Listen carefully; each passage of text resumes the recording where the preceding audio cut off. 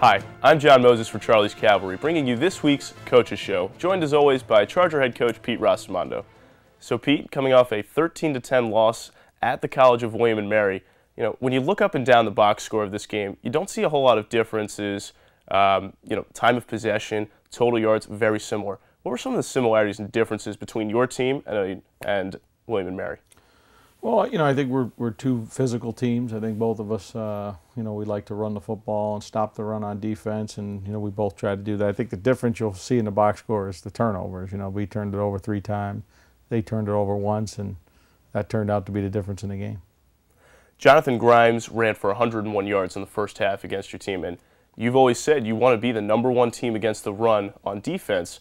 What really went wrong in that first half that allowed Grimes to get out for a big half? Well, he had a lot of carries. I think that that certainly helped him. He's a heck of a back, which helps him as well. He's got a really good offensive line, and the things they do, they were trying to feature him in the game. And we just we let a couple get out of there. We missed a few tackles, which is one of my pet peeves as well, and we didn't do a great job with that. So we needed to clean that up, and we did in the second half, and we were able to contain him a little bit better. Yeah, that's right. In the second half, you held him to just 28 yards. Raheem Stanley was really one of those guys that kept him off the board quite a bit. Who else really gave a big impact against the run in the second half? Charlie Hatchett was excellent. He played one of his best games here at New Haven in 2 years, and we're really impressed with him as far as where he's come from game 1 to game 3, and that type of a game on that type of stage did a great job. All linebackers really played really well. Cody Wallace, Mike Gomes, those guys were outstanding. So we feel really good about where they are. We really weren't challenged in the secondary very much.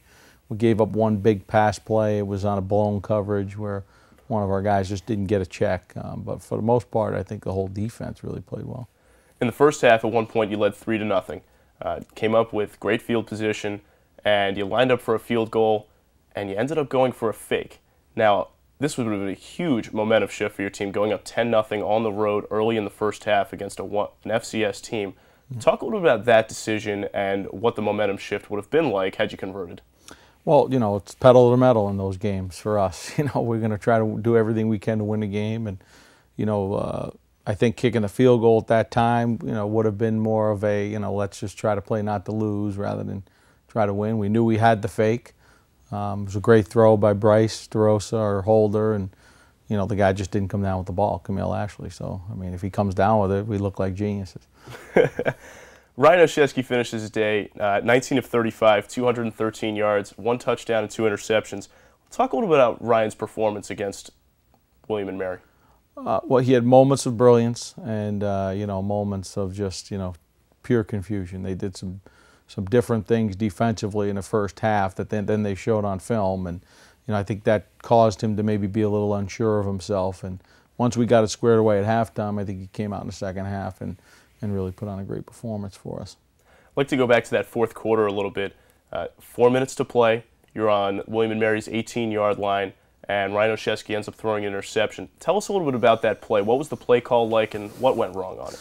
Well, we were going for an isolation with Jay Thompson, single receiver into the boundary. We thought we had it. We've been working on it all week. They did a couple different things defensively than they had shown, and they ran a linebacker right underneath them, and he picked the ball off. And Ryan probably should have came off the throw, but thought he had it. Didn't see the linebacker coming from the other side. In the first 2 games that you played against St. Augustine's and Westchester, execution in the first half was problematic at times. We did not see those same issues against William & Mary. How much do you really put into the preparation for William & Mary, and how well do you think your team executed? Well, I don't think the preparation changes one week to another. I think it's always the same. You try to get out and execute our game plan against the defense, but sometimes they coach too on the other side of the ball. So, we have to try to figure out what they're doing in order to get the thing rolling, and we've been able to make some great halftime adjustments in all 3 games in order to get us in position to score a point. Noticed on Saturday that you decided to use your backup quarterback, Ronnie Nelson, as your punter instead of Chris Schifo, who had punted through the first 2 games of the year. Talk a little bit about that decision and why you decided to go with Ronnie. Well, Ronnie gives us an athletic body back there. He's our running, quote-unquote, running quarterback, and he's a heck of an athlete. He can jump, he can catch, which, with high snaps and things like that really helps you. But he's been kicking the ball very well. He's a high school punter, and we've been using him as our backup for a bunch of weeks, and I think it was the time to get him in there and start using him, let Chris focus on kicking. One place where your team really seemed to hold an advantage on Saturday was special teams. Sean Berglund came up with a blocked punt. Ronnie Nelson punted better than his counterpart. Talk a little bit about their performance and how much special teams played into your team's performance on Saturday. A huge role. Block punts are probably one of the biggest momentum changers in football, and we were able to get to the punter and block it, and we really made him shank a couple others because we were in his face and we were ready to block another one. But I think we kicked the ball off very well. We covered Jonathan Grimes as a returner very, very well. And the only phase of the game that we were a little bit disappointed in was our punt team. Our punt team, even though we punted the ball well, I thought a couple times we could have really pinned them deep, and we didn't manage to get the punts off the way we wanted to. But that's Ronnie's first game as a punter. I think he will continue to grow in that position. Let's take a moment to take the non-conference schedule into perspective a little bit. You had a thrilling comeback win over Westchester. You ended up blowing out St. Augustine's, and you lost a very hard-fought game to William & Mary. So how do you feel about your team right now? I feel great about our team. I like the guys on the team. I love the way they're playing. I love their fighting spirit. Doesn't matter what the score is of the game, or they just continue to play hard and really fight and do a great job. So I like where we are.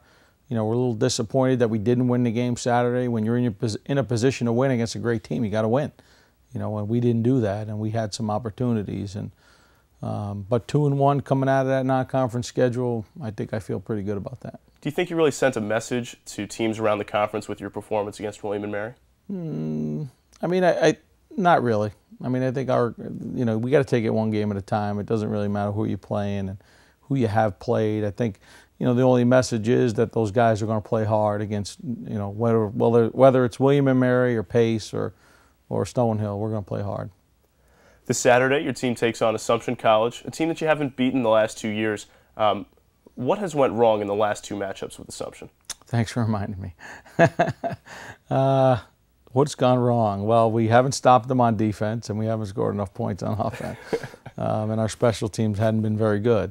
So I think it's, all 3 phases of the game, they've beaten us in the last few years. And, we really need to get out to a good start and, shut them down a little bit offensively. And our offense has got to produce some points and put them on the defensive. We haven't done that to them. They played with a lead pretty much, both games. And, I think we need to try to reverse those fortunes.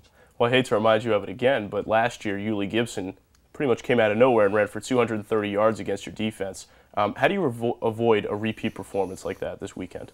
Well, I just opened my Christmas card from Yulee this week, so he really likes the University of New Haven. We gave him his start, but the idea is to, it all starts with playing well up front, on the defensive line. If we can play well, control the line of scrimmage, and make sure that we can control the gaps, we'll have a better opportunity to stop them.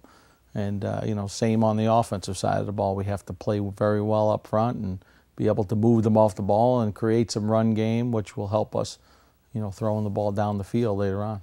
It sounds like the front four is really the strength of your defense right now. Talk a little about their performance through the non-conference schedule so far. They played well. I think the reason they played well is we're deep there. We have a lot of players that can play. We probably have 8, 9 guys that can go in at any time and give us a quality effort. So I think that's what's really helped us. It's kept them fresh. It's kept them going 100 miles an hour when they're out there on the field. So I think that's what helps us there. And plus they're strong, and we got a lot of veterans who know what they're doing. Akaki Ramashvili and Scott Schultz, 2 guys who you've been missing for the last couple of weeks now. Can we have an update on those 2 guys and when we can expect them to see them return to the lineup? Well, Kaki's played, he's practiced the last couple of weeks. He's increasing his intensity. I think, we may get him out there some spot shots this weekend. We'll see how his week of practice goes. Scott Schultz, we're not quite sure yet. He's still, rehabbing, and, we want him to be 100% when he gets out there, and we want him to make sure that he can give us everything he has. Well, it'd be nice to have Scott this weekend. He's such a terrific run defender against Assumption. Yeah, he's excellent. Now that your team is getting into the conference schedule, how do you think your team's familiarity with their opponents will really help your team prepare and turn it into victories on Saturday? I think it'll help. You know, when you know the people you're going against and you know what they do, you know, now it's just a matter of being in the right places all the time for their, you know, to make adjustments, because they're going to change a little bit and they're going to do some different things against us than they do against everybody else. So now it's who can react the best. And, you know, I think the most important thing for us is that, you know, we know who we are at this point. You know, we know what we do well, both from a coaching standpoint and a playing standpoint. I imagine you just started your preparations for Assumption College, but can you tell us a couple of things that will be really key this Saturday? Well, you know, they're very disciplined defense, you know, and I think we're going to have to really do a great job of being disciplined offensively and not try to force the big play, and hopefully we can, you know, matriculate the ball down the field in chunks and get some points early so we can open up some big plays later on. You know, defensively, you know, they're struggling very much on offense right now because they're down to their fourth quarterback. 3 guys went out with ACL injuries that are out for the year, and you know, so they're more into more of a running type of quarterback, short throws. So it's changed their offense a little bit, but you know, they're still, you know, they still got a lot of good players out there on the field. Coach, thank you for your time. We'll speak to you again next week. Thanks, John. I'm John Moses for Charlie's Cavalry. For more, be sure to tune in to NewHavenChargers.com, or for a completely student perspective on everything athletics New Haven, be sure to tune to www.charliescavalry.wordpress.com.